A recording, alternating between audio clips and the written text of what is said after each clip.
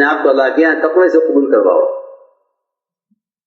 کہ تقوی کا مطلب یہ ہے کہ کام کرنے والے مال کے فتنوں سے بچ کر ایسے نکل جائیں،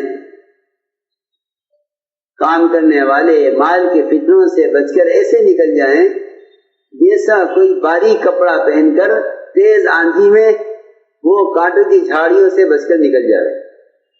یہ اصل بات ہے کہ ہم بچ کر نکل گئے، کہ مال کے فتنوں سے ایسے بچ کر نکل جاؤ جیسا کانٹوں دار جھاڑیوں کے درمیان سے باریک کپڑا پہننے والا وہ تیز ہوا کے جھونکے سے اپنے کپڑوں کو بچا کر نکل جاتے. یہ بنیادی بات ہے، کیونکہ تقوی کے بغیر کوئی عمل قبول نہیں ہے. انما یتقبل اللہ من المتقین، کہ اللہ ڈرنے والوں کے عمل کو قبول کرتے ہیں. اللہ ڈرنے والوں کے عمل کو قبول کرتے ہیں،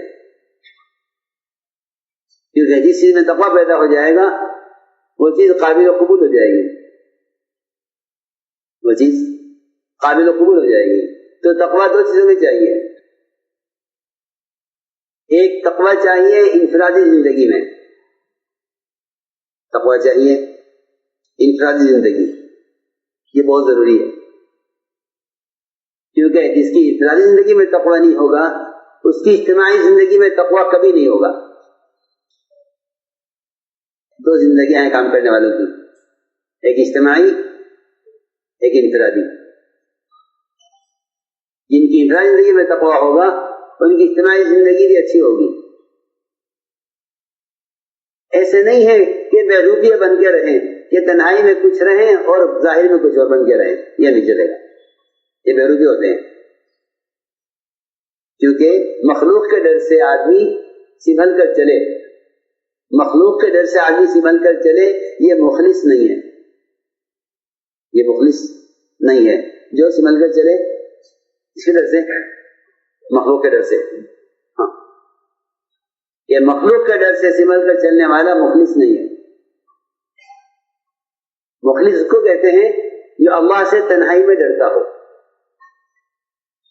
جو اللہ سے تنہائی میں ڈرے وہ مخلص ہے. کہ اللہ سے تنہائی میں ڈرے وہ ہے مخلص. تو جو اپنی تنہائی کو اللہ کے ساتھ ٹھیک کر لے گا، تنہائی کا مطلب اندھیرا نہیں، تنہائی کا مطلب ہے کہ اپنے معاملات، اپنی تجارت، اپنی شادیاں، اپنی ذاتی زندگی، اپنی ذاتی زندگی دو لائن سے، عبادات کی لائن سے بھی اور معاملات کی لائن سے بھی. جو اس کو عمدہ بنا لے گا کہ اللہ اس کے مخلوق کے درمیان کے معاملات کو درست کر دیں گے. کیا معاملات؟ کہ وہ بھی معاملات ہیں جو اس دعوت کے کام کے کرنے میں پیش آئیں گے مخلوق کے ساتھ. سنو، وصولیابی کرنی ہے یہاں، ارے نہیں وصولیابی، سنو وصولیابی.